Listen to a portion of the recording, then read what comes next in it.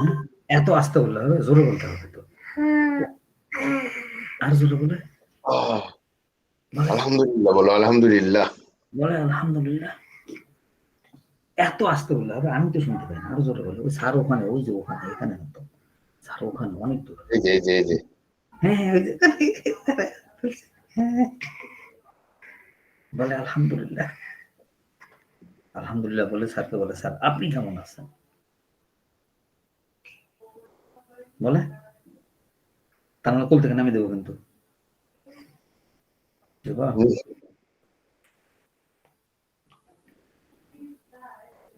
তাহলে আমরা কোন জায়গায় ছিলাম যেন? ইনসিডেন্ট ম্যানেজমেন্ট শুরু হবে না?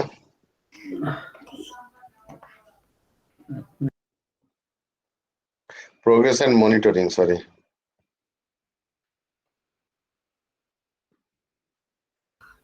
আমাদের শেষ হয়েছিল মেথডস, এস্টিমেট শেষ হয়ে গেছে স্যার। হ্যাঁ, এস্টিমেট শেষ হয়েছে। সো এরপরে আমাদের শুরু হবে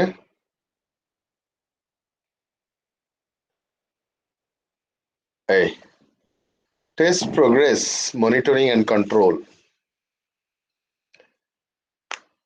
সো প্রোগ্রেসটাকে যে আমাকে মনিটর করতে হবে এবং কন্ট্রোল করতে হবে। যে প্ল্যান যেটা করেছিলাম আমরা, সেই প্ল্যান অনুসারে যদি চলে তো ভালো, আর চলছে কিনা সেটাও মনিটরিং করে দেখতে হয়।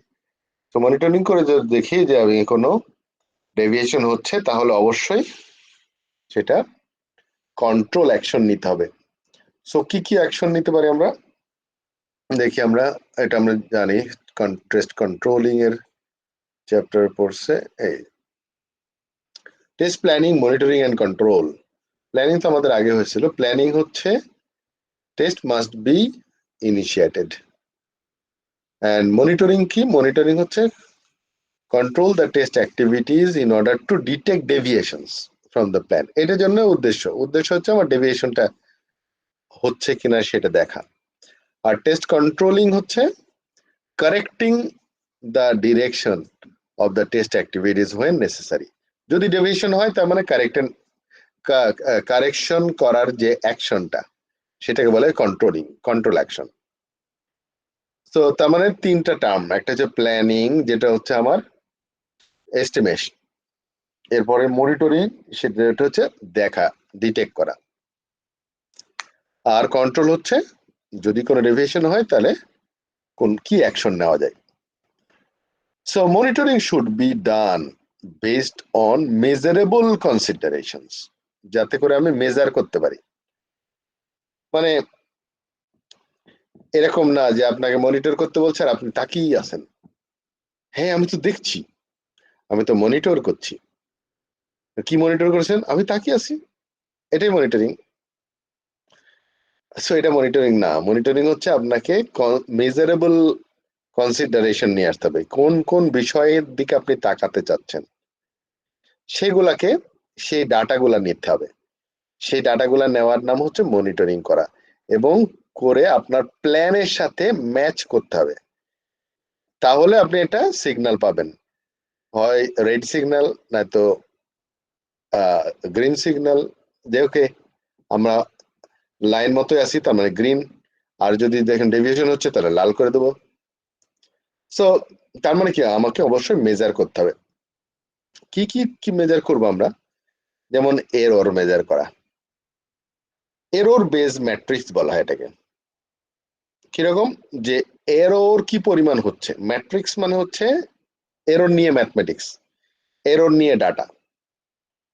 যেমন taken from the incident management system, তার মানে আমরা ইনসিডেন্ট ম্যানেজমেন্ট সিস্টেম থেকে ডিফেক্ট বা এরর পাই। তার কি ম্যাট্রিক্স সেগুলো, যেমন ডিফেক্ট ডিটেকশন রেট কেমন, যে আমার এই সিস্টেমে আমি যে টেস্ট করছি প্রজেক্টে, ডিফেক্ট ডিটেকশন রেটটা কেমন। রেট বলতে বোঝায় রেশিও, তাই না? যে number of defect by time আর বাই অ্যাক্টিভিটি, কিছু একটা। মানে সব হ্যাঁ, কি যে পার্সেন্টেজে ক্যালকুলেট করা?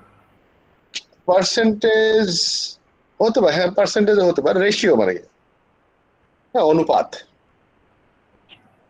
ডিফেক্ট ফাউন্ড বাই ফিক্সড, যে পাওয়া গেছে এবং ফিক্স হয়েছে তার রেশিও কি, সেটা হতে পারে। রিটেস্ট রেজাল্ট কেমন, যে কতগুলা রিটেস্ট হচ্ছে, একটা ডিফেক্টের এগেনস্টে কতবার রিটেস্ট হয়, বা একটা বিজনেস ফিচার কত কি পরিমাণ ডিফেক্ট পাওয়া গেছে এবং কতবার রিটেস্ট করা হয়েছে এটাকে। এই ধরনের সব ম্যাট্রিক্স যেগুলা, সেগুলাকে বলা হয় এরর বেসড ম্যাট্রিক্স।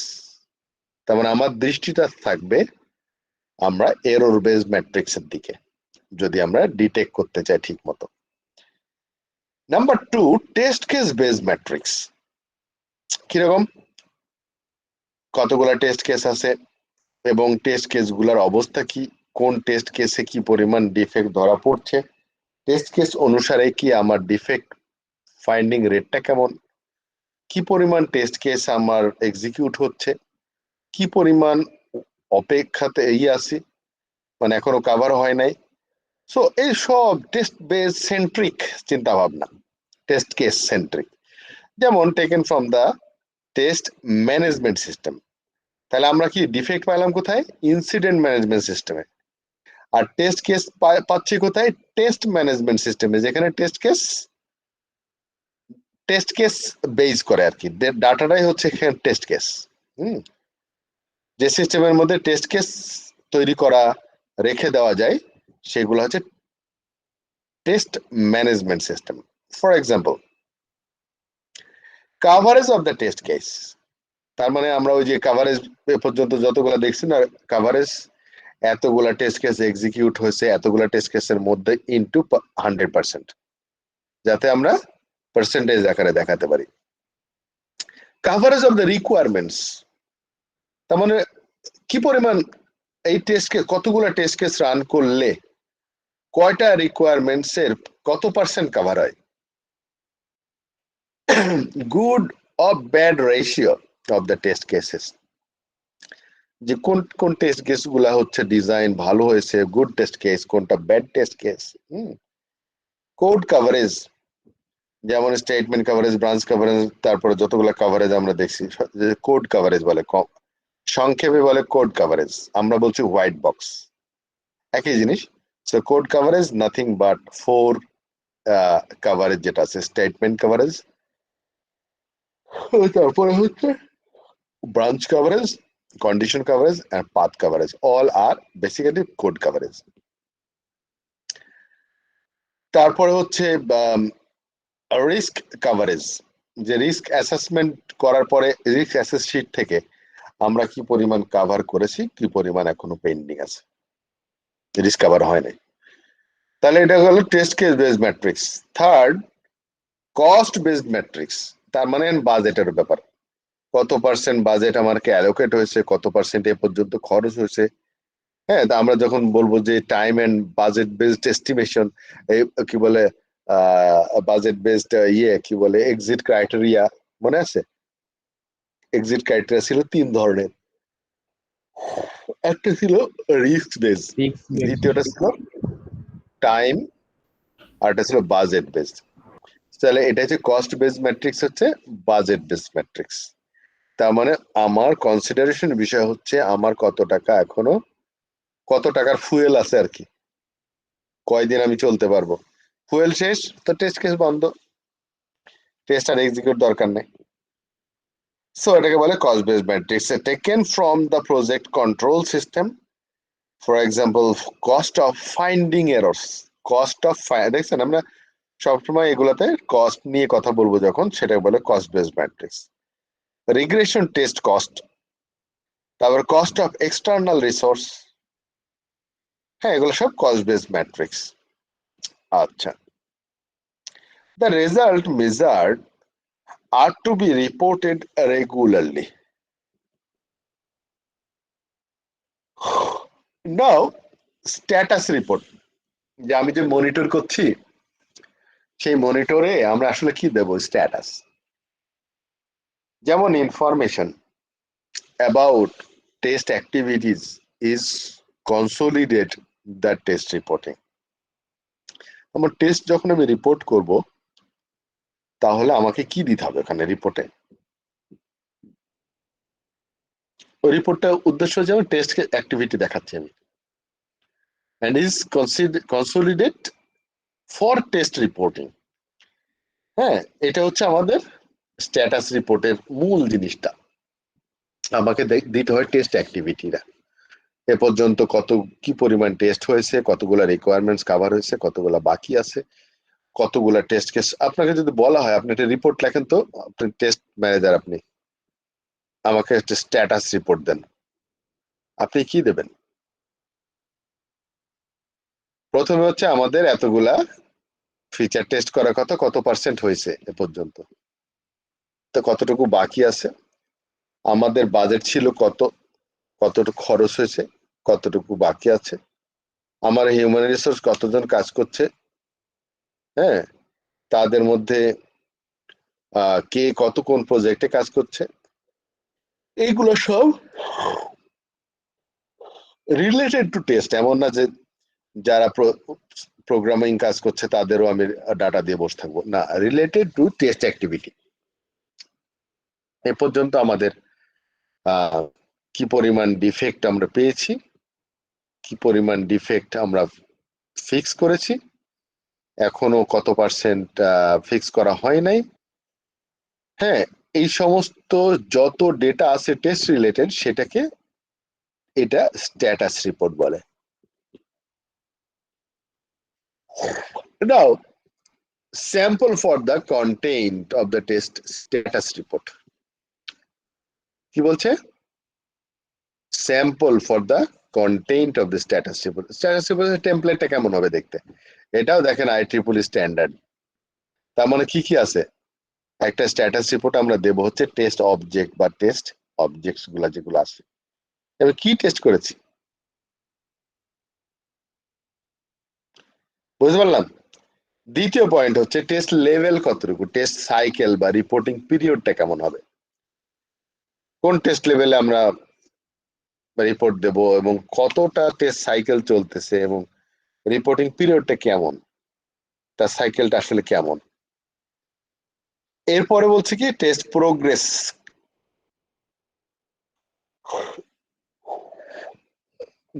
যাদেরকে আমি রিপোর্ট দিচ্ছি তাদের মূল টার্গেট থাকে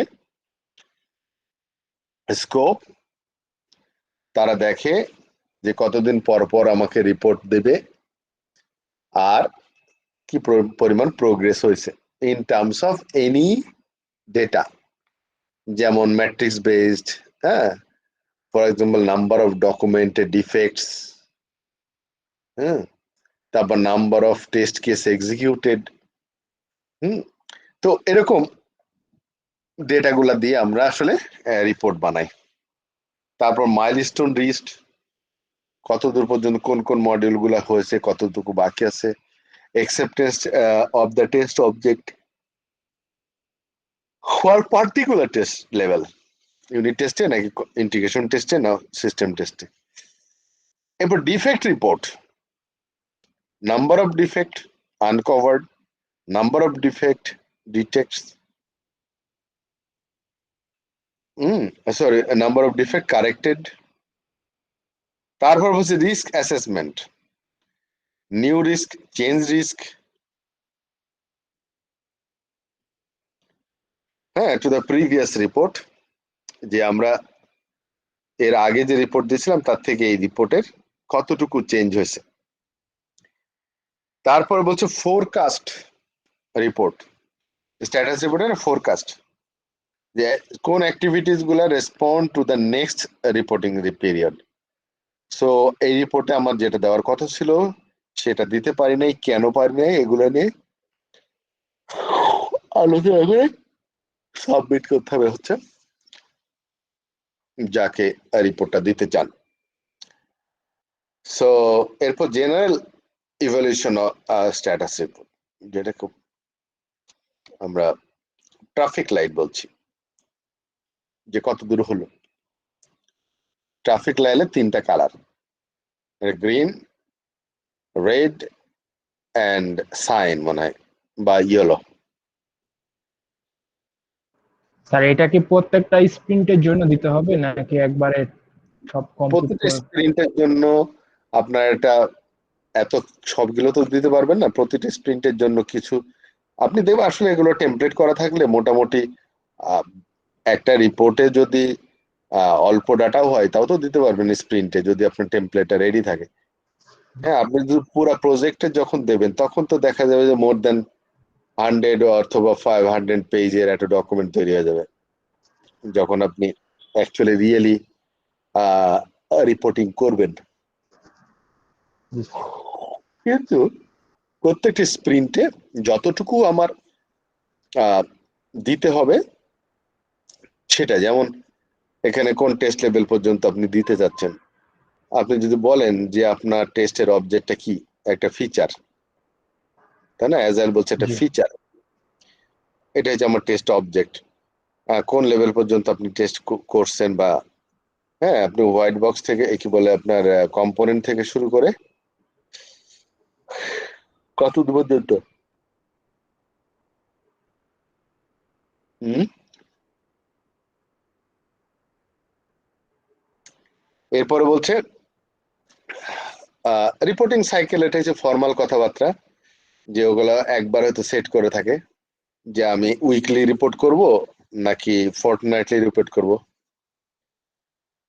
টেস্ট প্রোগ্রেস এটা তো দিতে হবে, তবে স্প্রিন্টের টেস্ট প্রোগ্রেস আর ওভারঅল টেস্ট প্রোগ্রেস সবসময় যে আপনাকে, তবে অটোমেশন যদি থাকে তাহলে এগুলো রিপোর্ট তৈরি করার কোনো বিষয় না।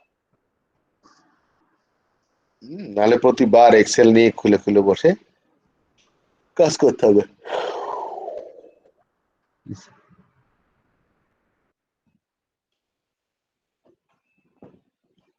আচ্ছা, তাহলে স্ট্যাটাস রিপোর্ট আমার গেল।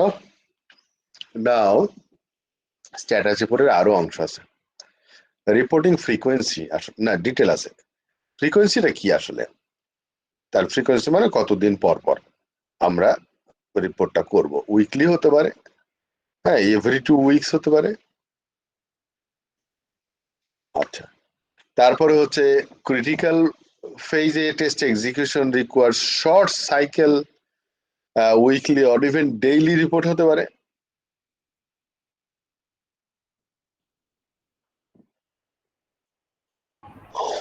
স্যার এইগুলো এই রিপোর্ট বা এই স্ট্যাটাস এগুলো কি সব রিগ্রেশন টাইমের জন্য স্পেশালি, নাকি মানে ডেইলি যে কোনো টাইম, মানে যে কোনো টেস্ট কেস ডিউরেশনের সময় হতে পারে? যে কোনোটার ক্ষেত্রেই হতে পারে। এমন না যে রিগ্রেশনের জন্যই হতে হবে। ওকে। আচ্ছা, তারপরে কি বলছে, evaluation of test reporting. Test রিপোর্টটা তো আপনি পাইলেন, এবার ইভ্যালুয়েট করবেন কি করে? সো ইভ্যালুয়েশন যেটা করার নিয়ম সেটা হচ্ছে evaluation the test planning.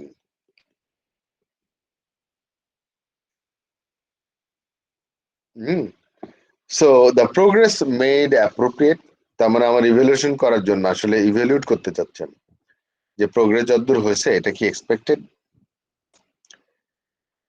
Is test execution effort effective and efficient.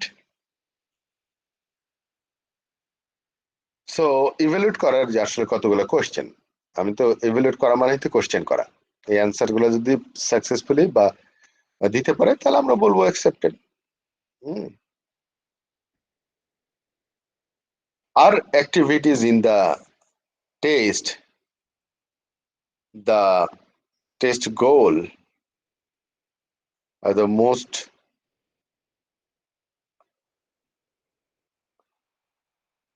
are the test goal being test reached. Okay, therefore how high is the level of confidence of the software based on current test progress?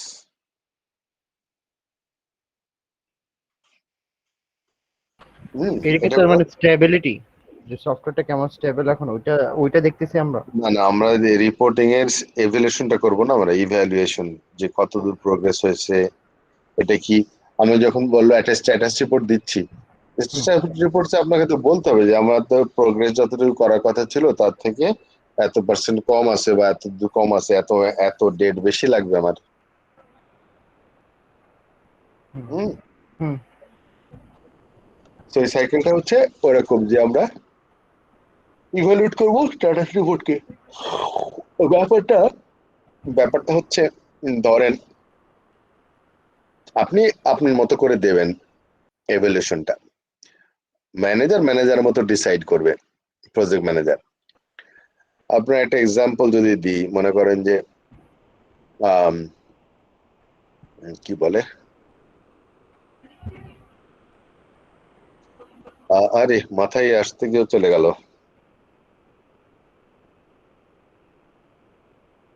হুম।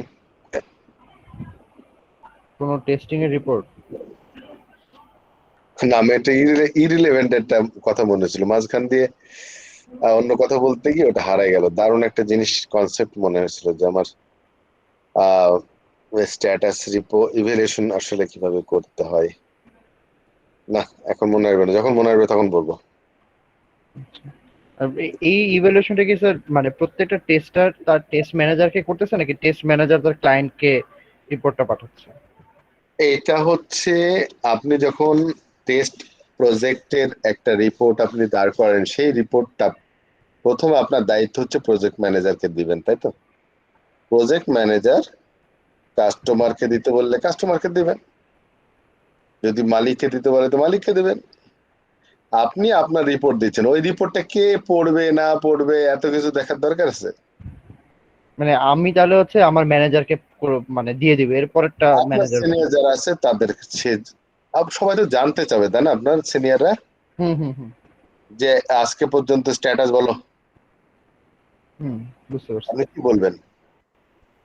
আমার report দেখে মনে মনে হয়েছে status report, সেটা হচ্ছে দেখবেন যে ultrasonogram করার পরে আল্ট্রাসোনোগ্রামের যে ডাক্তার সেও কিছু একটা স্ট্যাটাস রিপোর্ট লিখে দেয়। হুম হুম আপনি হুম, দেখবেন আল্ট্রাসোনোগ্রাম বা যে কোনো রিপোর্টে, যেমন এক্স-রের এমআরআই, ক্ষেত্রেও দেয়। হুম, হ্যাঁ লিখে দেয় যে আমার ফাইন্ডিংস আছে এটা। This is not a treatment, না। এটা হচ্ছে status report of the test. এটার উপর ভিত্তি করে ডাক্তার আসলে কি সিদ্ধান্ত নেবে সেটা হচ্ছে ডাক্তারের ব্যাপার, অ্যাকশনটা আমি কি নেব। আচ্ছা আচ্ছা, বুঝতে পারছি। হুম। হুম, রাইট।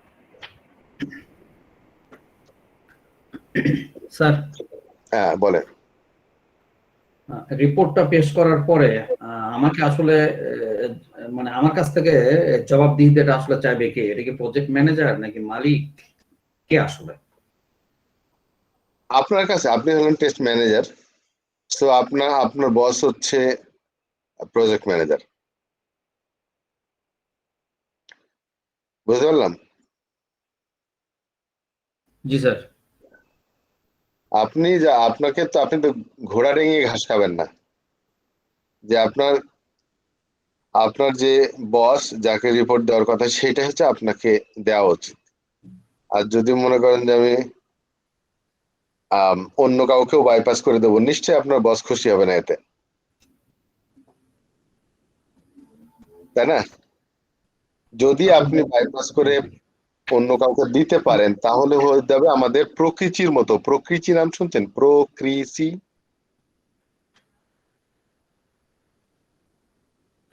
না, শোনেন নাই? বাংলাদেশে যারা আছেন, আপনি তো চলে গেছেন বিদেশে, এই জন্য আপনার বাংলাদেশের কথা মনে নাই। দেখি যারা ভিতরে আছে তারা কি করে। প্রকৃতি মানে কি?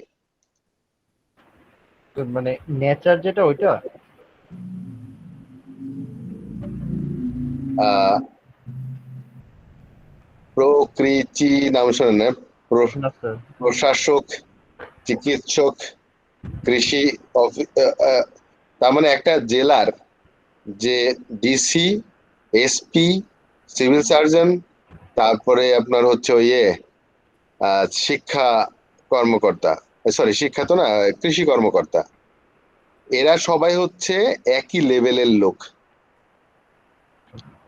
বুঝতে পেরেছেন?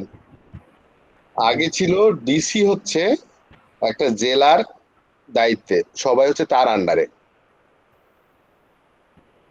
হ্যাঁ ইভেন এসপিও তার আন্ডারে ছিল। কিন্তু এরা আন্দোলন করে প্রকৃতি বানাইছে, যে না আমরা শুধু ডিসির আন্ডারে থাকবো না, আমরা সবাই মিনিস্ট্রি আন্ডারে। হ্যাঁ। এখন যদি এরকম হয় প্রকৃতি মার্কা প্রজেক্ট আপনার, তাহলে আপনি বাইপাস করবেন।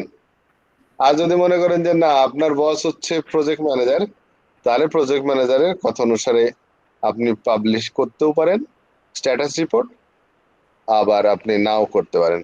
আপনি দিয়ে দিলেন, আপনার দায়িত্ব হচ্ছে এই স্ট্যাটাস রিপোর্টটা দিয়ে দেওয়া। মানে স্যার আমার প্রশ্নটা ছিল যে আমি আসলে আমার প্রজেক্ট ম্যানেজারকে আমি দেবো, আমি আর কাউকে দেবো না, এটা ক্লিয়ার। কিন্তু উনি আবার অন্য কাউকে পাঠাবে কিনা সেই ক্ষেত্রে আপনার ফাইনালি মালিক পর্যন্ত আমাকে চার্জ করবে কিনা, এটা ছিল আমার জিজ্ঞাসা। এইটা তো ডিপেন্ড করে প্রজেক্টের উপরে। এই জন্য তো আমি এতগুলো এক্সাম্পল দিলাম যে আপনার মালিক আপনাকে টাচ করবে কিনা, সেটা তো ডিপেন্ড করছে প্রকৃতির উপরে, বুঝেন না? অর্গানোগ্রামটা যদি এমন হয়, এই ডিসি, এসপি, পুলিশ, কি বলে সিভিল সার্জন এন্ড কৃষি কর্মকর্তা জেলার, এরা সবাই যদি ওই উপরের মন্ত্রীকে রিপোর্ট করে, তাহলে তো সে আপনার ডিসির আন্ডারে নাই কেউ, তো প্যারালাল হয়ে গেছে।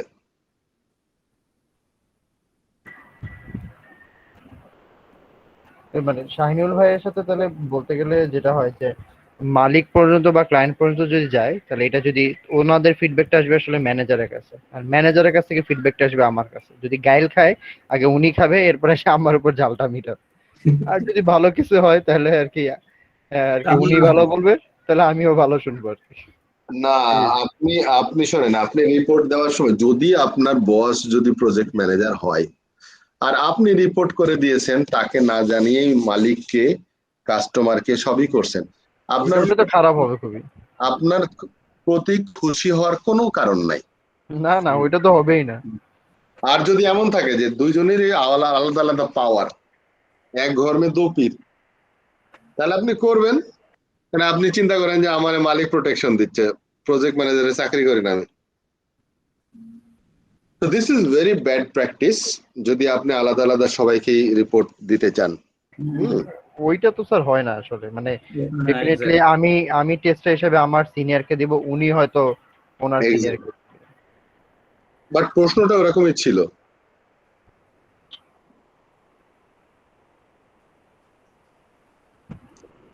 টেস্ট কন্ট্রোলিং আমরা আসলে যদি ডেভিয়েশন পাই তাহলে কি করব, কি কি ধরনের কোড অ্যাকশন নেওয়া যায়।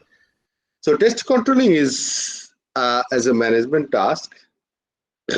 The test manager belongs to the leading squad of the project.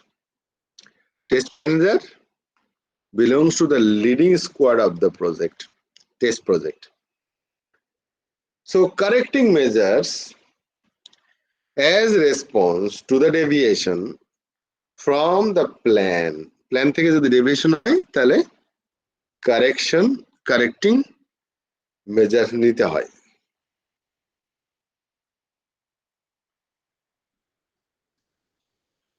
So এটা আমরা কি করে করব, সে test controlling inappropriates all measures that are undertaken during testing.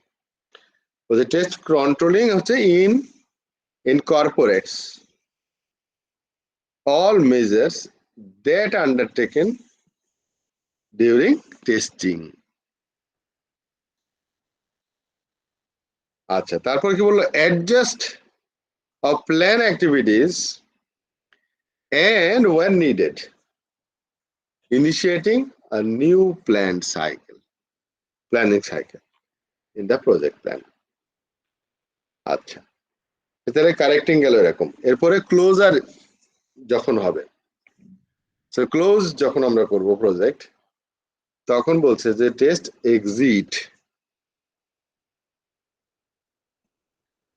exit criteria are also recorded with the best practice.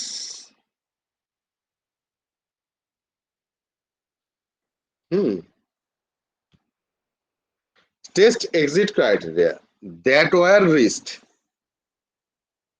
are documented in the test report for approval.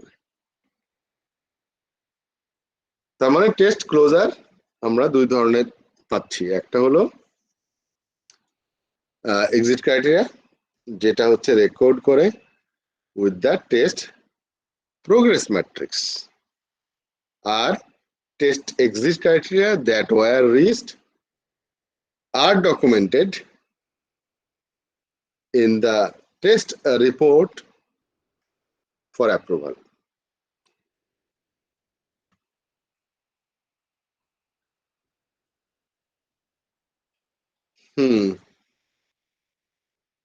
লাস্টের পয়েন্টটা documented এটা মাত্র যেগুলো ডকুমেন্টেড সেগুলো অ্যাপ্রুভাল হওয়ার পরেই টেস্ট এক্সিট ক্রাইটেরিয়া ফুলফিল হয়ে গেল, এরকম কিছু বলছে যে test exit criteria that were reached are documented. তার মানে হচ্ছে যে এক্সিট ক্রাইটেরিয়া গুলো আমার সেট করা আছে সেগুলা যেগুলো রিচ করেছি সেগুলোকে ডকুমেন্ট করতে হবে, কারণ স্ট্যাটাস রিপোর্টে দিতে হবে যে এতগুলা এক্সিট ক্রাইটেরিয়া ফুলফিল হয়েছে। হ্যাঁ, in the test report and approval. এখন এরকম হতে হতে এক সময় হয়তো আর কোনো লেফট ওভার হবে না, সবকিছু হয়ে গেছে, তখন কি করবেন?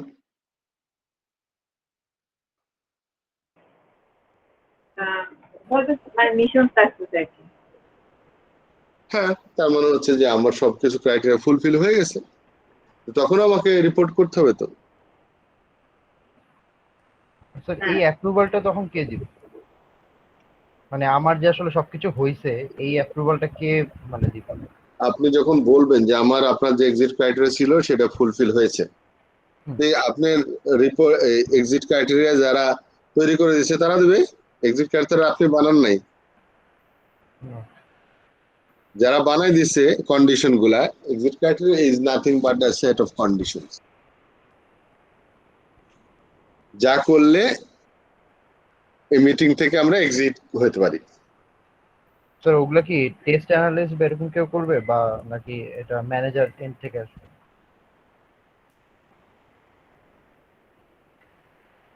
বোঝা গেল? হ্যাঁ, মানে স্যার প্র্যাকটিক্যালি সাধারণত কারা মানে কে এই ইয়েগুলো সেট করে? যেরকম আমরা জানি টেস্ট কেসগুলো সাধারণত টেস্ট অ্যানালিস্ট করে। Exit criteria is a legal document, is a written কি বলে or contact is a contract between customer and the developer company বা টেস্ট কোম্পানি যাই বলেন।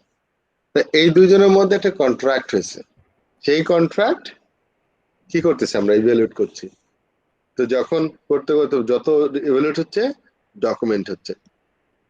হ্যাঁ, একটা সময় দেখবেন যে সমস্ত এক্সিট ক্রাইটেরিয়া ফুলফিল হয়ে গেছে, দেন আপনি কি করবেন বলতে হবে না। সো এগুলাকে অ্যাপ্রুভাল কে দেবে? আপনি যে বললেন রিপোর্টটা, অ্যাপ্রুভালটা কে দেবে? যে বডিটা দেওয়ার কথা সেই বডিটা দেবে। সেটা হতে পারে আমার ইনহাউস কোনো ম্যানেজার, হতে পারে অন্য জায়গা থেকে এমন কিছু নিয়ে আসছি যেটা বাইরে থেকে কি বলে দাঁড়ান কোথায় গেল, যে ডকুমেন্ট আসলে সাইন আপ হয়েছে সেটা কার পক্ষ থেকে? কাস্টমার এবং আমাদের। তো এখন আমি যদি বলি যে দেখেন এই যে আপনার যে এক্সিট ক্রাইটেরিয়া ছিল ফুলফিল হয়ে গেছে, তো কাকে বলছি আমি? কাস্টমারকে।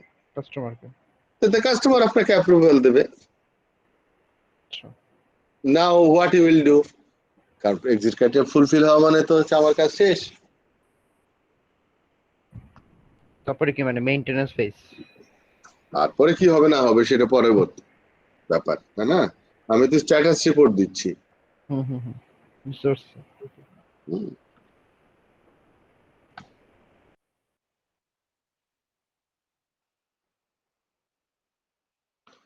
নাও এরপরে কি বলছে? প্রোভাইড মোর রিসোর্সেস। কি হতে পারে আমাদের ডেভিয়েশন যদি হয়? হ্যাঁ, কারেক্টিং মেজার্সটা কি হতে পারে? আমরা মোর রিসোর্স প্রোভাইড করতে হতে পারে। সো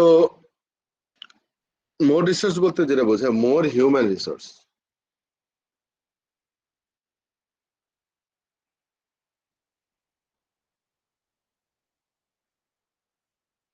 কি করলাম আমরা? প্রোভাইড মোর রিসোর্সেস, তাই না? কি করে রিসোর্স দিতে পারি? ওভারটাইম করাইতে পারি, ইনক্রিজ করতে পারি টেস্টিং টিমের সাইজ, তারপরে বাজেট অ্যালোকেট করতে পারি, more budget to get external specialist and contract consultant. তাহলে আপনার আরো ইয়ে হবে, আপনার ডেভিয়েশন যেটা হয়েছিল সেটা ঠিক হবে আস্তে আস্তে। টুল ডেপ্লয়মেন্ট করতে পারি ফর অটোমেটিং টাস্ক,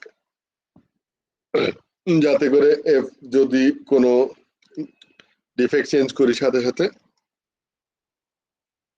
দেখাই দিচ্ছে আমাদের।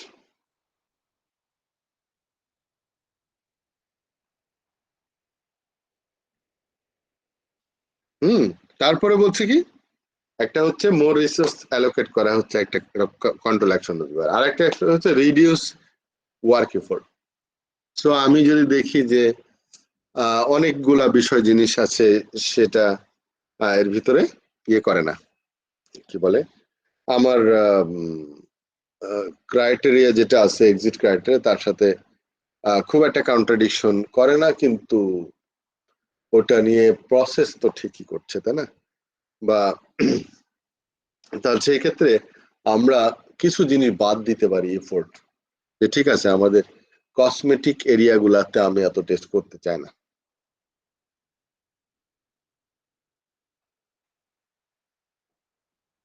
বোঝা গেল? রিডিউস, যেমন একটা দেখি, leave out the variants of test cases, যে অনেক বেশি টেস্ট কেস যেগুলো আসলে দরকার নাই ওইভাবে টেস্ট করা, সেগুলো বাদ দিয়ে দেয়। Simplify complex test objects or omit test of selected objects. তারপর হচ্ছে reduce amount of test data. Test data কমে দেওয়াতেও কিন্তু একটু ফাস্টার হওয়ার সম্ভাবনা আছে।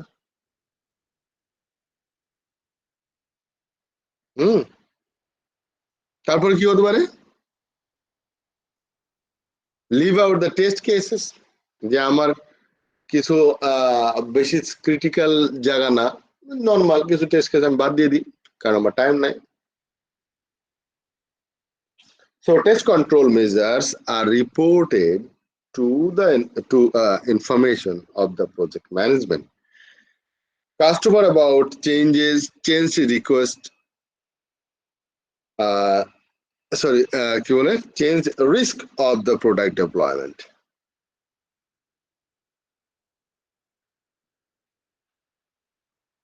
স্যার লাস্টের পয়েন্টটা আরেকবার একটু বললে, মানে একটা এক্সাম্পল দিলে ভালো হতো। কোনটা? Leave out? হ্যাঁ, যে টেস্ট কন্ট্রোলিং মেজার্স আর reported to inform the project management or customer about changes risk of product deployment. মানে এটা তো আমি অলরেডি দিয়ে দিছি তাকে, এখন আর চেঞ্জেস অফ রিস্ক আসতেছে কোথেকে? আমরা এখনো দিয়েছি এরকম কথা তো বলা নাই কোথাও। মানে আমার তো ওই রিকোয়ারমেন্ট যা ছিল সেগুলো তো ম্যাচ করে গেছে, এরপরে আর কিন্তু এখনো ডেভেলপমেন্ট ফেজে আছি, ডেভেলপমেন্ট টেস্টিং এসব ফেজে আছি। এইসব ফেজের মধ্যে যদি ডেভিয়েশন হয়, প্রজেক্ট অনগোয়িং প্রজেক্ট হলে আমি কি করব? আচ্ছা, বুঝতে পারছি। আর ডেভেলপ হয়ে গেছে, তার মধ্যে আবার কারেকশন আর কি আছে? হিউম্যান রিসোর্স নিয়ে আমি কি করবো কি এখন? টেস্ট কেস সব রান হয়ে গেছে, আমি কিভাবে রিডিউস করব? বুঝতে পারছেন? এটা হচ্ছে অনগোয়িং প্রজেক্টে কন্ট্রোলিং কখন করা হয়? যখন প্রজেক্ট লাইভ। হ্যাঁ, আচ্ছা আচ্ছা, বুঝতে পারছি। ওকে। সো আমাদের মনিটরিং এন্ড কন্ট্রোল সহজ ছিল না? মনিটরিং কন্ট্রোল শাহিন ইসলাম ভাই, এসআই খুব কঠিন নয় স্যার, কঠিন? খুব কঠিন না। না, হ্যাঁ, সহজ তো বিষয়টা। যদিও পয়েন্ট অনেক, কিন্তু কঠিন। আপনাকে মুখস্থ করতে হবে না, আপনার কনসেপ্টটা খালি মাইন্ড ম্যাপ করে ফেলবেন। এই জন্য বেটার হচ্ছে একটা সুবিধা হয়েছে এটা, টেক্সট বই পড়ার থেকে ভিডিও দেখাটা সহজে শেখা যায়। এই জন্য যেটা করবেন সেটা হচ্ছে যে ভিডিওগুলো দেখবেন ভালো করে, অ্যাটলিস্ট ভালো করে টেনে টেনে দেখবেন, দরকার হলে যে কোন জায়গাটা আপনি বুঝেন না সেই জায়গাটা গিয়ে শুনে আসেন আবার। কারণ হচ্ছে একটা টেক্সট পড়া আর হচ্ছে আলোচনা করা এর মধ্যে অনেক পার্থক্য আছে। নিঃসন্দেহে। যেমন ধরেন আমি আজকে একটা রান্না করেছি, তো রান্নাটা নতুন আমার কাছে, হ্যাঁ আমি অন্তত 6-7 বার ভিডিওটা দেখছি। কারণ আমরা যতবার দেখি খালি ভুলে যাই। ইভেন আমি কিচেনে গিয়ে অন করে দিয়ে অচুক কাজ করেছি, তারপর আবার পজ করে দিয়েছি, পজ করে দিয়ে আমি রেডি করতেছি, করে আবার শুরু করছি, আবার কোন সময় পিছে আসি আরেকবার। সো এটা হচ্ছে আসলে লার্নিং প্রসেসের মধ্যে পড়ে। যে এটা আমি বলবো যে এখন আল্লাহর নিয়ামত যে আমাদের সময় কিন্তু এরকম ভিডিও ছিল না, আমাদের সময় কিন্তু অনেক কথায় আমরা শুনি নাই, আমরা খালি বই পড়ে পড়েই যতদূর পারছি। বাট আপনাদের এখন আমি বলবো যে দিস ইজ দ্য অপরচুনিটি, যে আপনার কথাও আপনি শুনতে পাচ্ছেন, আপনি ক্লাসরুমে বসে কি বলেছেন সেটাও আপনি শুনতে পাচ্ছেন। আপনি জানেন এই ফিলিংটা কি হয় যে আমি ক্লাসরুমে রেকর্ড আমি দেখতে পাচ্ছি। যারা পার্টিসিপেন্ট করে দেখবেন যে পার্টিসিপেন্ট যারা মানে যারা কথা বলে ক্লাসের মধ্যে তাদের ভাল লাগবে দেখতে, যে দেখি তো আমি কি বলেছিলাম। জি স্যার, এটা হয়। হ্যাঁ, কিন্তু যারা এই ক্লাসের মধ্যে দেখবেন যে কথা বলে না তাদের অতটা ভাল লাগবে না। এটা হচ্ছে এক ধরনের সাইকোলজি, যেটা হচ্ছে আমরা অনেক মানুষের মধ্যে যখন নিজেকে খুঁজে পাই সেই ছবিটা আমার কাছে কালেকশনে রাখতে ইচ্ছা করে, তাই না? বাদ বাকি ডিসকার্ড, আর যেখানে আমি নাই সেই ছবি হার্ড ডিস্কে ভরে রেখে লাভ। এটা ঠিক। হ্যাঁ, তো ওই জন্য আমি বারবার কেন আপনাদের ডাকি, ইভেন বিজিআইটি ক্লাসে নেওয়ার সময় স্ক্রিনের সামনে তো মাত্র আমি 9 জনকে 10 জনকে দেখতে পাই, যেটা হচ্ছে আমার পাশে থাকে। কিন্তু এই পাশে যারা থাকে যে 9-10 জন ড্যাশবোর্ডে চলে আসে, এরা কারা? যারা কথা বলে। আর যারা চুপচাপ থাকে তারা খালি পিছনে ব্যাক বেঞ্চার হয়ে যায়। স্যার তারা তো এই ভিডিও নিজেকে দেখতে পায় না, বুঝেন না? ভিডিও দেখতে না পারলেও তারা হজম করে, তারা খুব বেশি অ্যাচিভ করার চেষ্টা করে। আরে না না, যেমন আমাদের আলিনুর সাহেব দেখেন, তার রেজাল্ট আর আমাদের রেজাল্ট কথা বলে না, কিন্তু চুপচাপ সব গিলে খায়। আলিনুরের ব্যাপারটা একটু আলাদা। আলিনুর আমার প্রথম অনেক দিন আগের স্টুডেন্ট, এ পর্যন্ত তার 3 বার চলতেছে, বুঝতে পেরেছেন? না স্যার, 2014-তে করছিলাম। হ্যাঁ, তারপরে মাঝে আরেকবার করতে গেলেন কিছুদিন, তাই না? না স্যার, ও ওই ব্যাচে করতে গেছিলাম। হ্যাঁ, একটা ক্লাস করছি। আচ্ছা যাই হোক, বিষয়টা হচ্ছে যে আপনার একটা এক্সপেরিয়েন্স আছে অলরেডি, যেটা নতুন কারণে নাই, যার জন্য আলিনুর যদি প্রথম এটা হতো তাহলে চুপচাপ বসে থাকাটা ক্ষতির কারণ হয়ে যেত।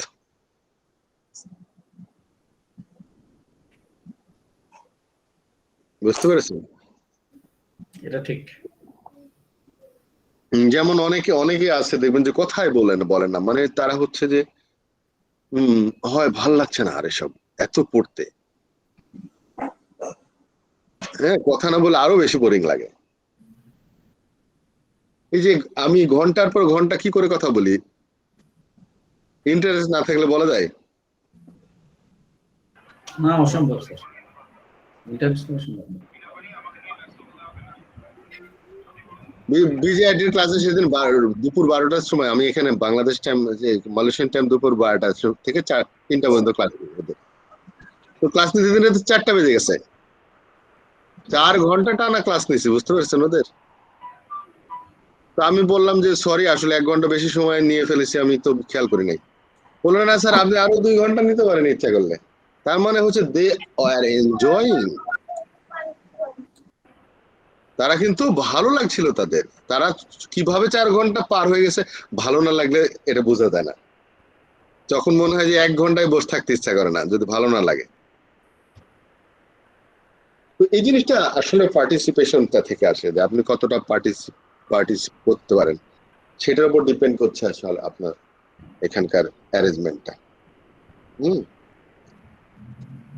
সো আমরা কনফিগারেশন ম্যানেজমেন্টটা আজকে দিয়ে শেষ করব, কারণ কনফিগারেশন ম্যানেজমেন্টটা ছোট, এইটুক শেষ করবো, এর বেশি মনে হয় পারবো না, কারণ অলরেডি 11:15 বাজে। স্যার একটা কোশ্চেন ছিল। বলেন। রিপোর্টটার এই যে টেস্ট লেভেল যেটা আমি প্রজেক্ট ম্যানেজারকে দিব, সেটা তো যে আমি টেস্টটা একটা স্প্রিন্ট অনুযায়ী যখন করব, ধরেন ডেভেলপমেন্ট চলতেছে, আমার টেস্টও চলতেছে একসাথে, কিন্তু যদি এমন হয় যে আমার অ্যাপ্লিকেশন রেডি হওয়ার পরে আমার টেস্টটা শুরু হলো, সেক্ষেত্রে কি করব তখন? অ্যাপ্লিকেশন রেডি হয়েছে, তারপরে ব্ল্যাক বক্স টেস্ট করছেন, তাই তো? হ্যাঁ হ্যাঁ হ্যাঁ। তা আপনি টেস্ট করছেন কিভাবে? আপনি টেস্ট কেস ডিজাইন করেছেন? না, একবারে সেটা অ্যাপ্লিকেশন শেষ হওয়ার পরে ডিজাইন করব। আরে ডিজাইন তো করছেন না? হ্যাঁ হ্যাঁ হ্যাঁ। তো ডিজাইন করছেন, আপনি কতগুলো টেস্ট কেস করছেন? মোটামুটি 100। এখন আপনি 2 দিন পরে যদি বলেন স্ট্যাটাস রিপোর্ট দাও, কি করবেন? আচ্ছা, যেটুকু কভার হয়েছে সেটুকুর উপরে দিব। আপনি স্ট্যাটাস রিপোর্ট তো status, current status. Status report হচ্ছে, আপনি তো বলবেন না যে 100টা কভার হবে অতদিন পরে। আচ্ছা, কি হয়েছে তাই বলেন। এ পর্যন্ত আমি 15টা টেস্ট কেস এক্সিকিউট করেছি, তার ভিতরে এতগুলা ডিফেক্ট পেয়েছি, তার মধ্যে এতগুলা রিপোর্ট করেছি হচ্ছে ডেভেলপারদেরকে, তারা ফিক্স করে দিয়েছে এত %, বাদ বাকি এখনো দেয় নাই, এইসব তো কথা না? হ্যাঁ জি জি। এই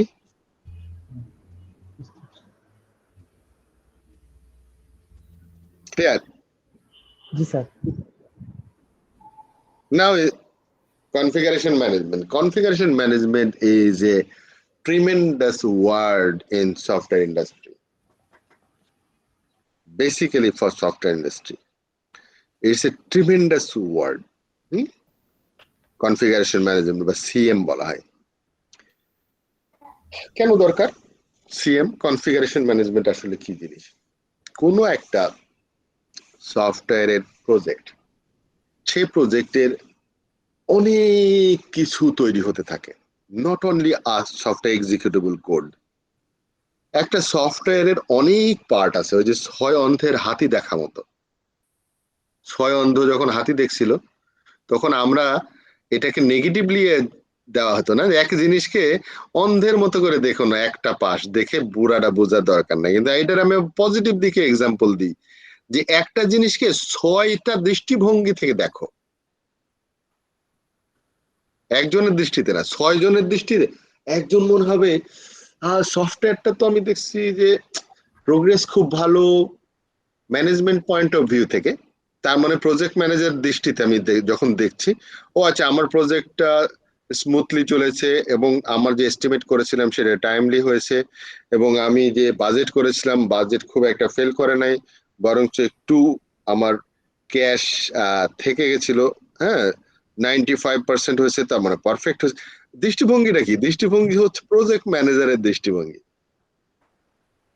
আমি স্টাফিং ঠিক মতো করেছিলাম। এই কোম্পানির কাস্টমারের দৃষ্টিভঙ্গি কেমন? দৃষ্টিভঙ্গি হচ্ছে আমাদের যে রিকোয়ারমেন্ট দিয়েছিলাম এটা 100% ফুলফিল করেছে, গুড সফটওয়্যার। সফটওয়্যার কোম্পানির মালিকের দৃষ্টিভঙ্গি, যে আমরা এত ইনভেস্ট করেছিলাম, এত টাকা ইনকাম হয়েছে, প্রফিট হয়েছে এত টাকা, একটা প্রোডাক্ট দাঁড়িয়ে গেছে, আমরা ভবিষ্যতে বেচতে পারবো। একজন সিস্টেম অ্যানালিস্টের দৃষ্টিভঙ্গি কি? সে প্রোডাক্টের ডিজাইন কেমন হয়েছে, কে কি করেছে, হ্যাঁ এনহ্যান্স করা যাবে কিনা, এই সমস্ত বিষয়ে দৃষ্টিভঙ্গি ওর। একজন প্রোগ্রামারের দৃষ্টিভঙ্গি কেমন? সে দেখে যে আমি কিন্তু খুব এফিশিয়েন্ট কোড করেছি, তাই না? একজন টেস্টারের দৃষ্টিভঙ্গি কেমন? এর ডিফারেন্ট দৃষ্টিভঙ্গি থেকে যেমন আমরা একটা জিনিস দেখতে পাই, সেরকম একটা সফটওয়্যার প্রজেক্টের অনেক কিছু আর্টিফ্যাক্ট তৈরি হতে থাকে, source code, documentation, testware, test case, tools, হ্যাঁ বিভিন্ন ধরনের প্রজেক্ট ম্যানেজমেন্ট কি বলে রিপোর্টস, তারপরে বিভিন্ন ধরনের ফ্যাক্টস ফাইন্ডিংস, অনেক কিছু তৈরি হতে থাকে। এই সমস্ত কিছু জিনিসগুলাকে ম্যানেজ করে একটা সফটওয়্যার বিল্ড করা, সেই বিল্ড থেকে কাস্টমার মোর দেন 1000 কাস্টমার যদি হয় আমার এক প্রোডাক্টের, তখন কোন কাস্টমারকে কোন ভার্সনটা দিয়েছিলাম, কোন রিলিজটা দিয়েছিলাম, কত নম্বর বিল্ড দিয়েছিলাম, কোন বিল্ডের মধ্যে ডাটাবেজের স্ট্রাকচার কি চেঞ্জ হয়েছিল, সেখানে টেস্ট ডাটা কি ছিল এবং সেখানকার টেস্ট ওয়্যারটা কেমন ছিল, পরের ভার্সনটাতে কি হয়েছে, অনেক কিছু আছে যেগুলা ম্যানুয়ালি বা চিন্তা করে হিসাব করে আপনি দেখবেন যে কোনোভাবে ম্যানেজ করতে পারছেন না। তখন একটা শব্দ বলি আমরা, সেটা হচ্ছে লেজে আর গবরে এক হয়ে যায়। এটা থেকে হ্যাঁ, এখান থেকে বাঁচার একমাত্র রাস্তা হচ্ছে কনফিগারেশন ম্যানেজমেন্ট। তো ইটস এ ভেরি ইম্পর্টেন্ট একটা কাজ। হ্যাঁ, ছোট্ট একটা প্রজেক্ট নিলেন, একলা একলা বানাইছেন, একলা এসে এগুলাতে প্রজেক্ট আপনার সবই মাথায়। কিন্তু যখন একটা সফটওয়্যারের অসংখ্য লোক ইনভলভ থাকে, অসংখ্য না, বেশ ভালো একটা লোক ইনভলভ থাকে, অনেক স্টেক হোল্ডার থাকে, অনেক ডকুমেন্টস তৈরি হচ্ছে, অনেক আর্টিফ্যাক্টস তৈরি হচ্ছে, অনেক বিল তৈরি হচ্ছে, অনেক কাস্টমার, অনেক রিলিজ, অনেক প্যাচ, অনেক ডিফেক্ট, অনেক টেস্ট কেস, তখন কোনটার জন্য যে কি আপনি দেখবেন যে একদম পাজল হয়ে যাবেন। একটা এই হাত থেকে পড়বে তো আর একটা তুলতে যাবেন, আর একটা কুড়াতে গিয়ে দেখবেন যে নাই হয়ে গেছে। সো আপনি খালি এরমই করে বেড়াবেন। তো এটা থেকে বাঁচার জন্য আমরা কনফিগারেশন ম্যানেজমেন্ট করি। আমার মনে হয় এই সে আন্ডারস্ট্যান্ডিং এর জন্য যথেষ্ট পরিমাণ কথাবার্তা বলছি, তাই না? জি স্যার, এখন বোঝা যাচ্ছে। জি স্যার। সো এই কনফিগারেশন ম্যানেজমেন্টটা করার জন্য আমরা কি করি, সেটা হচ্ছে আমরা 4 ধরনের কাজ করি। একটা হচ্ছে কি বলে ভার্সন কন্ট্রোল অফ অল। আমরা ভার্সন কন্ট্রোল বলতে বুঝি হচ্ছে কোডের, সোর্স কোডের ভার্সন কন্ট্রোল না, অল ডকুমেন্টস এর ভার্সন কন্ট্রোল।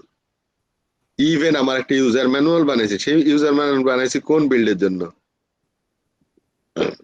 আপনি দেখবেন যে একজনকে রিলিজ দিয়েছেন, সে তার যে বিল্ড নাম্বার, আর আপনি হেল্প কি বলে ইউজার গাইড পাঠাইছেন আর একটার জন্য, তো ওখানে হয়তো একটা মেনুই নাই অথবা একটা বাটন নাই, পরে ভার্সনে তৈরি হয়েছে, আপনি আগেরটা পাঠিয়ে দিয়েছেন, তো ও কি করে পরে বুঝবে?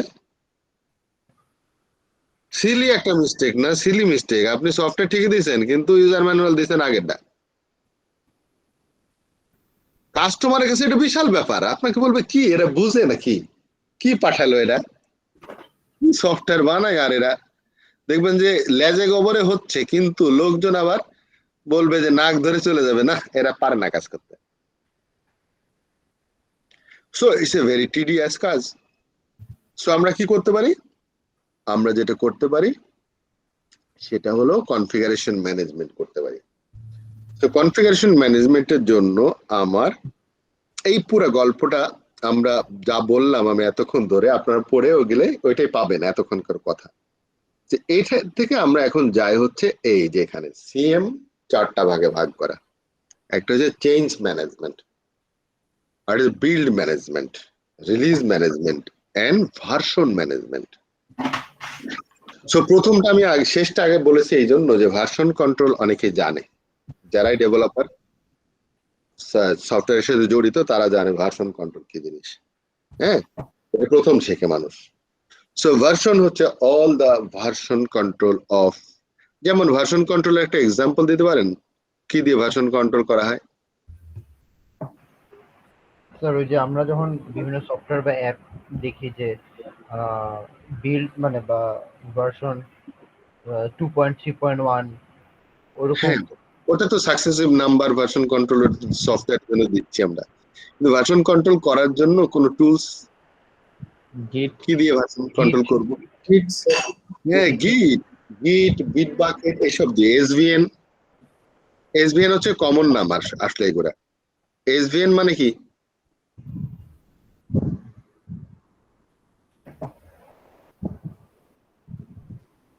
আলিনুর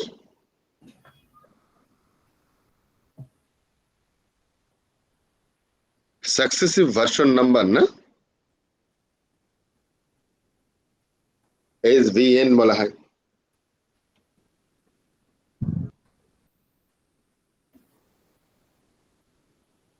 দেখছেন, সাকসেসিভ ভার্সন নাম্বার, এই জন্য নাম দিয়েছে SVN। যদি আসবে SVN একটা প্রথম টুলস এসে SVN, এরপর গিট মিট এইসব গিট লাগাইছে। ডেভেলপমেন্ট ছাড়া যারা ডেভেলপার তাদের জন্য এগুলা, ডেভেলপার ছাড়া নর্মাল লোকদের জন্য ভার্সন কন্ট্রোলের একটা এক্সাম্পল দেন তো। ভার্সন ম্যানেজমেন্ট, আমরা কি নর্মাল লোকরা কি ভার্সন কন্ট্রোলের জন্য কি গিটি ব্যবহার করতে হবে আমাকে? না, কি করা যায় বলেন তো? Sorry, document management. হ্যাঁ, ডকুমেন্ট ম্যানেজমেন্ট, গুগলের docs is a version control use করা আছে, যার ফলে আপনি প্রতি চেঞ্জটাই ওরা রেখে দেয়। আপনি ইচ্ছা করলে গত সপ্তাহের অতটার সময় যেটা করেছিলেন অত দূর পর্যন্ত ফিরে যেতে চান, ইজি।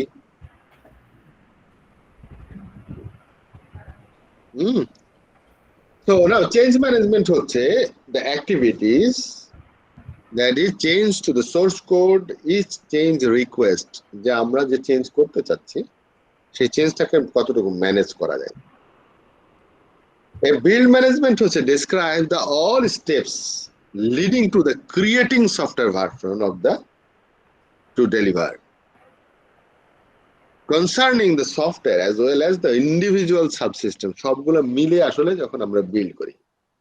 বিল্ড ম্যানেজমেন্ট টুলস এর নাম বলেন তো একটা কেউ?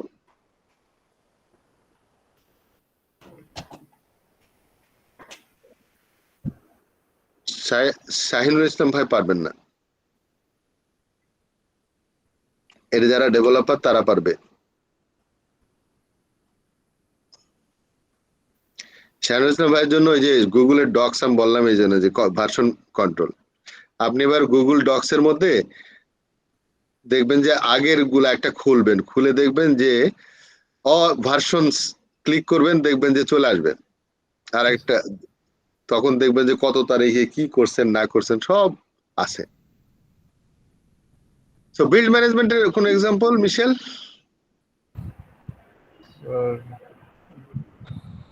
গিট ছাড়া আর তো কিছু খেলা আসতেছে না। বিল্ড ম্যানেজমেন্ট হচ্ছে যেমন জিরা। ও আচ্ছা, হ্যাঁ, জিরা কথা বলতে চাইছিলাম। আচ্ছা, আর একটু সহজ করে দিই, ডেভেলপারে যারা যখন কাজ করে তখন বিল্ড ম্যানেজমেন্ট ইউজ করে, যেমন হচ্ছে মেভেন, নাম শুনছেন? হ্যাঁ হ্যাঁ হ্যাঁ, ম্যাভেন। টেস্ট এনজিওসি করে। হ্যাঁ, এগুলো হচ্ছে বিল্ড ম্যানেজমেন্ট টুল। বিল্ড অটোমেশন করার জন্য সহজ। আমি শুধু বলে দিই আর্টিফ্যাক্ট নাম্বার গুলা, অমুক ভার্সন ইউজ করছি আমি, সাথে সাথে কোথায় কি আছে ওর যে সোর্স কোড টোড সব ডাউনলোড করে প্যাকেট বানায় রেখে দেয় আপনার জন্য। যদি এটা না থাকতো, মেভেন না থাকতো, তাহলে আপনাকে বসে বসে সব ডাউনলোড করে ওখানে ফাইল গুলা নিয়ে তারপর এক জায়গায় রাখতে হতো হেডার ফাইল হিসাবে, এরপর আপনার প্রজেক্টে আপনি নিতেন। সো ইটস এ ম্যানুয়াল কাজ। তখন দেখতেন কোন জায়গায় যে কোন ফাইলটা যে কোন সময় যে ইউজ হয়েছে, এটাকে সরাবেন না কি করবেন, লেজে গোবরে কাকে বলে।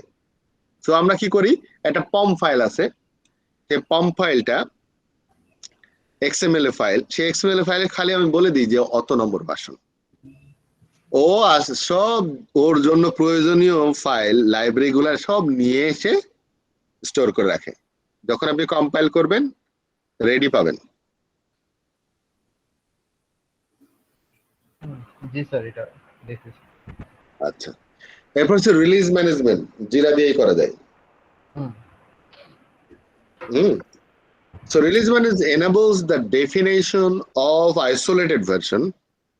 Definition of আমি যখন রিলিজ করি তখন ওই রিলিজের মধ্যে টোটালি হচ্ছে একটা রিলিজ যখন আমি দেব, তার মানে ওই রিলিজটা হচ্ছে কাস্টমারের জন্য একেবারে ফিক্স, যে এত নম্বর রিলিজের আমি একটা ইনোগ্রেশন বা কিছু একটা করতেছি। সো এটা আইসোলেটেড ভার্সন একটা। হ্যাঁ, composing is artifact composing a complete version of the product to be tested. So আমি যখন টেস্ট করব তখন আমি কি কোন রিলিজের টেস্ট করছি, আচ্ছা, এই রিলিজ, তার মানে এই রিলিজের জন্য সবকিছুই হচ্ছে একদম আইসোলেটেড হয়ে যাবে। তার মানে এই রিলিজটা নিয়ে এক জায়গায় রাখবো, এইটার অল দ্য ডকুমেন্টস এক জায়গায় রাখবো, রেখে তারপর আমি সবকিছু টেস্ট করব।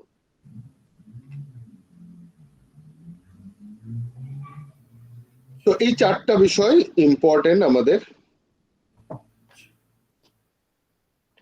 নাও problem address by the configuration management, আমাদের আসলে কাজ কি? এগুলো তো ডেভেলপাররাই চিন্তা করছে, তাই না? টেস্টার কি করবে?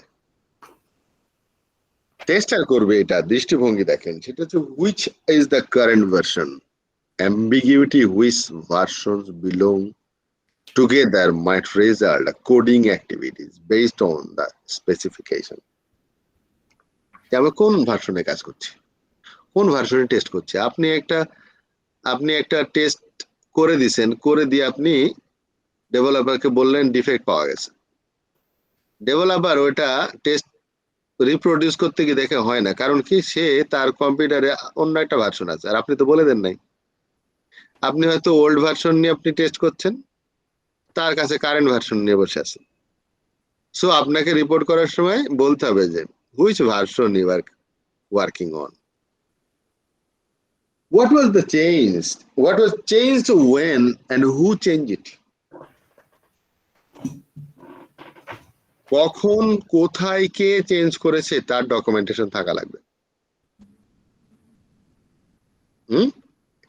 সো এটা ভার্সন করা যায়, গিটে আছে বা বিট বাকেটে আছে। Which version of the file was tested, যেটা আমি একটু আগে বললাম, যে এটা যদি না আপনি বুঝেন বা না খেয়াল করেন যে আপনি কোন ভার্সনের কোন ফাইলটা আপনি আসলে টেস্ট করছেন, তাহলে মিসকমিউনিকেশন শুরু হয়ে যাবে। হুইচ আর্টিফ্যাক্ট বিলংস টুগেদার, কোন কোন আর্টিফ্যাক্ট গুলো নিয়ে আপনি আসলে বিল্ড করছেন এবং সেইগুলার কোন কোন ভার্সন ইউজ করছেন আপনি, সেইগুলা নিয়ে আসলে আপনি রিলিজ দিবেন, সেটা জানতে হবে।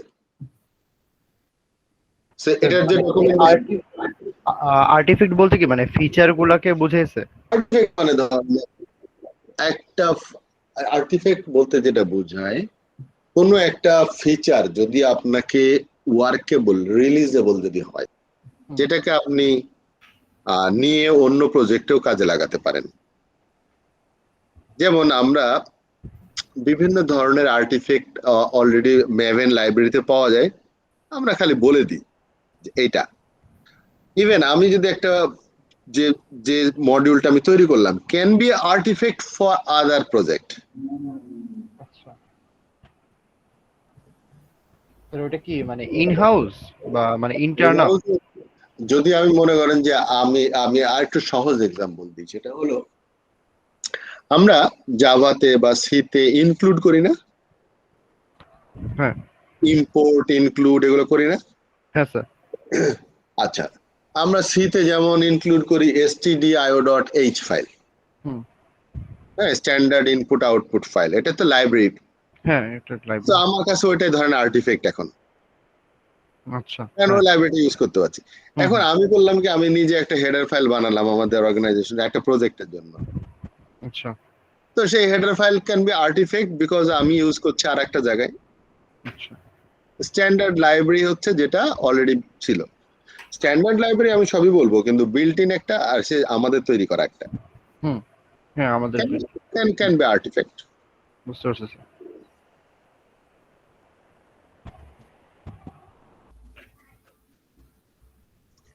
So requirements on CM from the testing point of view, এখন যে ভার্সন কন্ট্রোল আমরা কিভাবে টেস্ট করব, categorising, saving and recalling different versions of an object. যেমন ভার্সনের নাম্বার, এই নাম্বারগুলোরও মিনিংফুল জিনিস আছে। অনেকে দেখবেন যে হয়তো ভার্সন 1 দিয়ে রাখে, কেউ বলে ভার্সন 1.0.1.2 এরকম দিয়ে দেয় অনেক, না? 3টা 4টা 5টা পার্টও আছে ভার্সন কন্ট্রোলের। সো এগুলা হচ্ছে অনেকগুলো বিষয় আছে। যেমন একদম লেফট মোস্টটা হচ্ছে সিগনিফিকেন্ট বড় চেঞ্জের জন্য, আর রাইট মোস্টটা হচ্ছে মাইনর চেঞ্জ গুলোর জন্য। So version configuration management, that is release management, determining the administering all data in the corresponding version that make up a subsystem. এটা হচ্ছে আমাদের কনফিগারেশন ম্যানেজমেন্টের রিলিজ ম্যানেজমেন্ট পার্ট। সেটা আমাকে টেস্ট করতে হবে, যে টেস্টিং পয়েন্ট অফ ভিউ থেকে দেখি আমরা যে রিলিজটা বললো সেই রিলিজের জন্য যত আর্টিফেক্ট আছে, যত ফাইল আছে, যত কিছু আছে, হ্যাঁ সবগুলা কি অ্যালাইন হয়েছে কিনা এই ভার্সনের জন্য, এই রিলিজের জন্য, নাকি এর ভিতরে কোনো উল্টাপাল্টা আছে, সেইগুলো টেস্ট করতে হবে। তার মানে আপনাকে ডকুমেন্ট ধরে ধরে ধরে ধরে এগুলো সবগুলো টেস্ট করে আসতে হবে যে না ঠিক মতো গুছিয়ে নিয়ে কি উঠেছে গাড়িতে, নাকি গাড়ি ছেড়ে দেওয়ার পর বলবে ও হরে প্যাকেটটা তো বাসায় ফেলে এসেছি। এইখানে স্যার ইন্টিগ্রেশনটা খুব ইম্পর্টেন্ট, মানে হ্যাঁ, এই যে ইন্টিগ্রেশনের সময় যে এগুলো টেস্ট করার সময় টেস্টাররা কি করবে, টেস্টাররা ঠিক মতো পমটা টেস্ট করে দেখবে যে ঠিক মতো ভার্সন দেওয়া আছে কিনা অ্যাকর্ডিং টু স্পেসিফিকেশন।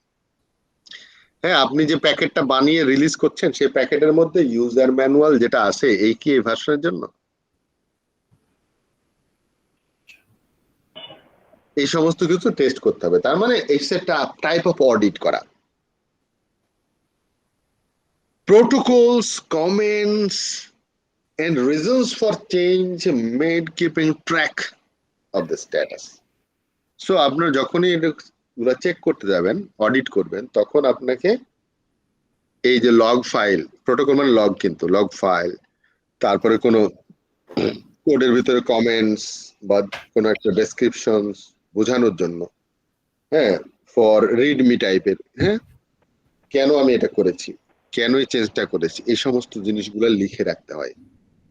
অনেকে দেখবেন যে যারা আসলে ভালো এই কি বলে ভার্সন কন্ট্রোল বা এইগুলো করতে চায়, তারা দেখবেন যে কোডের উপরে একটা টেমপ্লেটই রেখে দেয়। অথরকে, মূল অথরকে কোন তারিখে প্রথম এই ডকুমেন্টটা তৈরি হয়েছে, ধরেন একটা সোর্স কোডের একটা ফাইল, একটা ক্লাস কে লেখছে, এটা প্রথমে উপরে ডকুমেন্টেশন যে অথরটাকে কত তারিখে শুরু হয়েছিল, লাস্ট আপডেটটা কত তারিখে হয়েছে এবং কে করেছে, এর টোটাল ট্রেসেবিলিটিটা রেখে দিতে হয়। কিন্তু আমাদের গিটহাব বা বিট বাকেট এগুলো অটোমেটিক করে ফেলেছে, যার জন্য আমাদেরকে এত পেরেশানি নেওয়া লাগে না। এই জন্য টুলসের সুবিধাগুলা।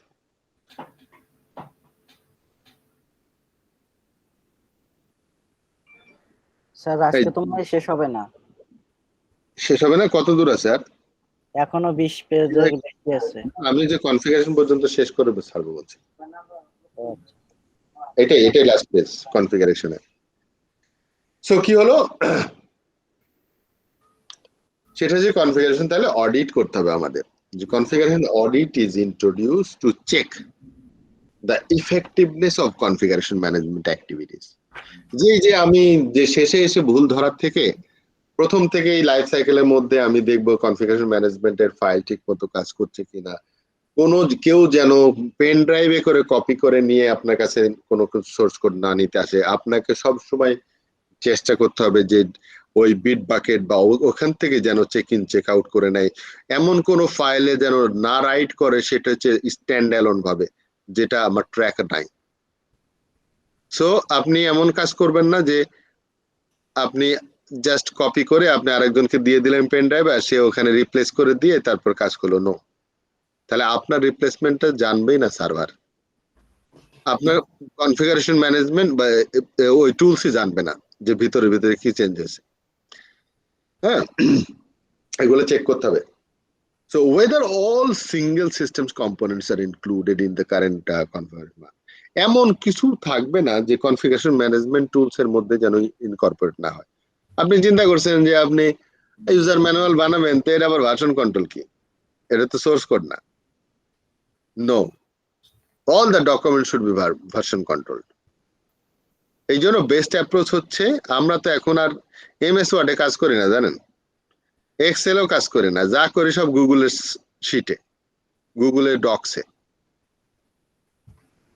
ইভেন আমার এই পাওয়ার পয়েন্ট প্রেজেন্টেশন গুলা হচ্ছে আগে করা বলে এখানে আছে।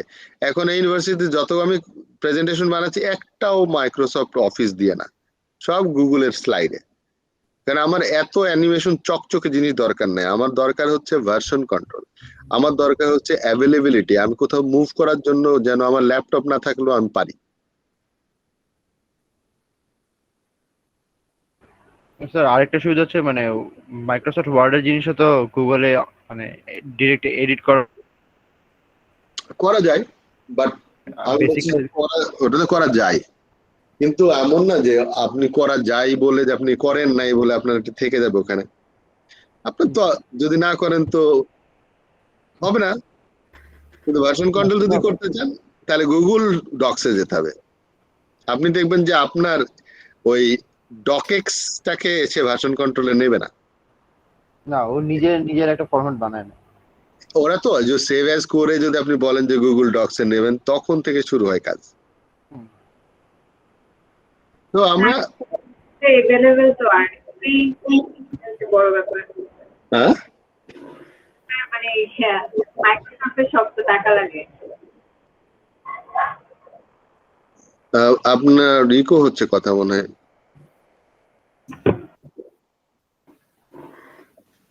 আপু মনে বলতেছিল মাইক্রোসফটের জিনিসের তো টাকাও লাগে, গুগলের তো টাকা লাগে না। ও আচ্ছা, হ্যাঁ, না এটা ঠিক আছে। কয়েকদিন পরে গুগল যদি টাকা চেয়ে বসে তখন কেলেঙ্কারি হয়ে যাবে, কিন্তু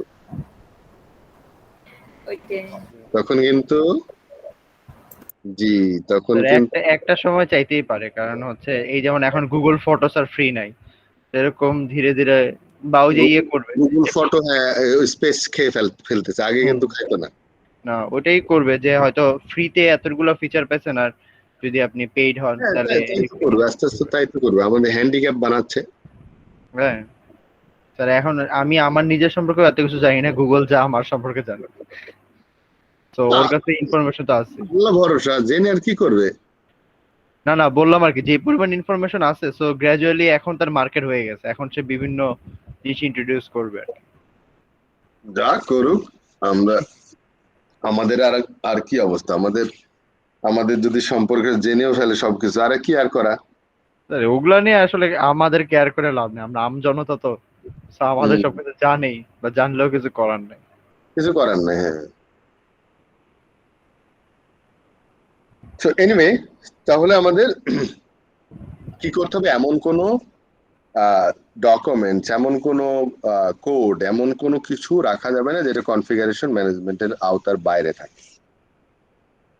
So whether single configuration can be correctly identified, যাতে করে একটা কোনো টুকরাও যেন আমার বাদ না থাকে। অ্যাটলিস্ট ভার্সন কন্ট্রোল থাকলে তো আমি বুঝবো যে কয় তারিখে এটা হয়েছিল। আমি রিলিজ দেওয়ার সময় যেগুলো নেব সেগুলোর মধ্যে তো আছে, এটা তো পুরান জিনিস দিচ্ছ তুমি, দেখো ডেট দিলে তো বুঝে যাবে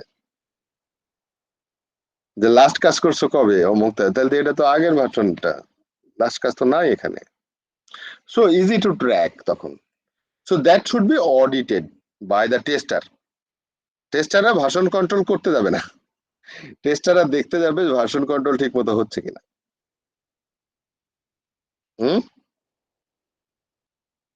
হ্যাঁ স্যার, বুঝতে পারছি। Any question?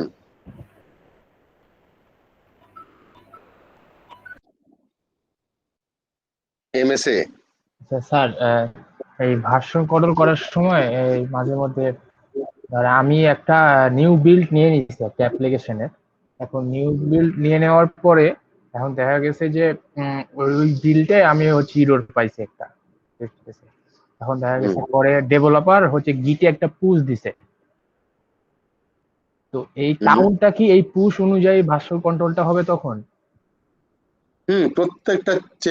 প্রত্যেকটা চেকিং এ চেক আউটেই আপনার ওরা লিখে রাখে।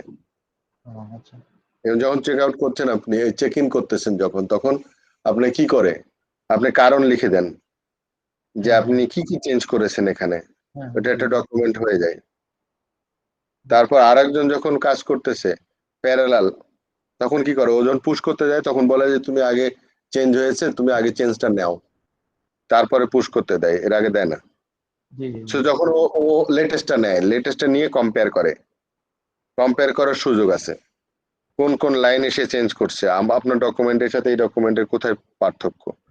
যদি অন্য লাইনের কোনো সমস্যা না হয় তাহলে সেগুলোকে মার্জ করে নিতে পারেন আপনার এখানে। আর আপনার লাইনে যদি সে কোনটা চেঞ্জ করেছে তাহলে আপনি ওই লাইন কম্পেয়ার করে দেখবেন যে কোনটা যুক্তিযুক্ত, তারপরে সেটা অ্যাকসেপ্ট করার পরে আপনি তখন পুশ করতে পারবেন। বুঝতে পারছি। তো আমরা নেক্সট ডেতে ভাবছিলাম আজকে শেষ করতে পারবো, কিন্তু পারলাম না। তো তো আগামীকালকে এটা তো হবেই, চ্যাপ্টার 6ও কিছু অংশ আমি পড়িয়ে দেব। Okay sir. ঠিক আছে, আসসালামু স্যার আলাইকুম। একটা কোশ্চেন ছিল। বলেন। মানে স্যার ওটা আগের চ্যাপ্টারের, সেটা হচ্ছে ওই পড়তে গিয়ে দেখছিলাম যে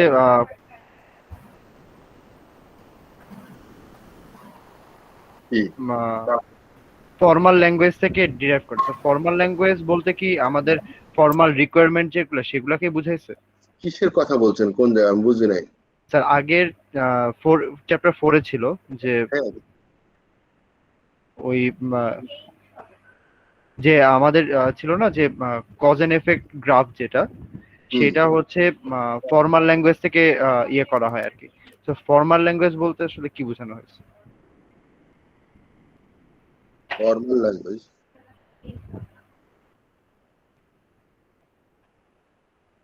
কজ এন্ড ইফেক্ট গ্রাফ হচ্ছে অ্যাকচুয়ালি এখানে ফর্মাল যদি লেখা থাকে তো ফর্মাল বলতে যেটা বোঝাচ্ছে সেটা হলো যে ন্যাচারাল ল্যাঙ্গুয়েজ টাইপের আর কি, যে আপনার ন্যাচারাল না, ঠিক এটা কি বলবো টার্মটা, সেটা হচ্ছে যে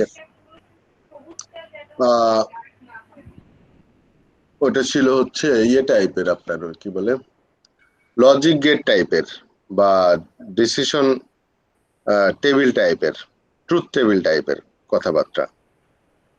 আচ্ছা, মানে এইখানে যেটা লেখা ছিল যে a cause and effect diagram uses a formal language.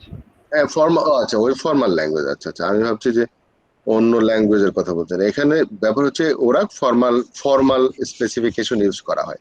তার মানে হচ্ছে যে এটা এমনি কোনো বিষয় না, এটাতে একদম দেখেন ওই যে অর গেট কি বলে এই সমস্ত গুলা ব্যবহার করছে, ট্রুথ টেবিলটা। হ্যাঁ হ্যাঁ হ্যাঁ, ওটার জন্য ফর্মাল বলেছে।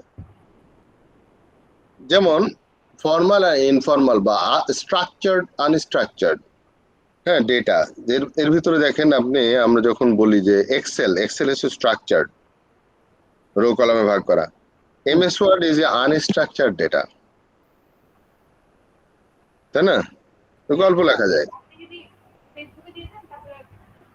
আবার সেমি স্ট্রাকচার ডাটা আছে, যেমন এক্সএমএল,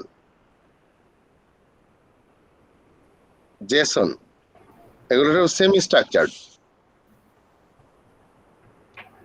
তার মানে যে কোনো সময় স্ট্রাকচারও ভেঙে চেঞ্জ করে ফেলতে পারি আমি।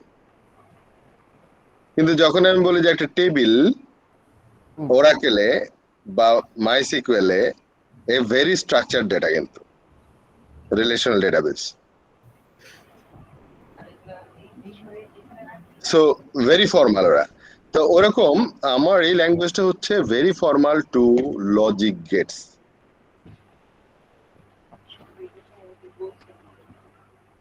বুঝতে পারছি স্যার। ওই অ্যাসারশন, নেগেশন, অর এগুলো তো ফর্মাল। ফর্মাল। আপনার ডিসিশন টেবিলটাও কিন্তু অতটা ফর্মাল না, কারণ ডিসিশন টেবিলে আমরা শুধুমাত্র ফর্মুলাটা বলি permutation combination into the number of decision, কিন্তু বাদ বাকি কিন্তু হিউরিস্টিক মতো, যে আমি আচ্ছা এটা যদি করি তাহলে তো এটা টেস্ট করার দরকার নাই, তাই না? এটা যদি ফলস হয় তাহলে বাদ বাকি আমার টেস্ট করবো কেন, আমি এইভাবে বাদ দিচ্ছি কিন্তু। হ্যাঁ বুঝতে পারছি sir. Thank you sir. Welcome. ঠিক আছে, আসসালামু আলাইকুম। ওয়ালাইকুম আসসালাম। স্যার যত তাড়াতাড়ি সম্ভব ভিডিওটা একটু আপলোড দিতে পারলে সুবিধা হয়। আপনাদের যেটা বলছি সেটা হলো, এটা তো দেবই, এটা হতে মনে হয় ঘন্টা 2 লাগে। এখন গুগলের উপর চাপ বেশি, সারা পৃথিবী এখন খালি গুগল মিটে ক্লাস করাচ্ছে, তো যার ফলে প্রসেস হইতে আগে 5-10 মিনিট লাগতো, এখন মোটামুটি 1 ঘন্টাতে হয় না। এই জন্য আপনাদের ক্লাস তো নিয়ে হচ্ছে এই যে 12:30 বাজে, এখন যদি আমি আবার বসে থাকি তাহলে রাত্রে ঘুমানো হবে না। না স্যার, ফজর নামাজের সময় দিয়ে দিন, অসুবিধা নেই, ঠিক আছে। ওকে, ওকে স্যার। আর আপনারা যদি দেখতে, আচ্ছা এটা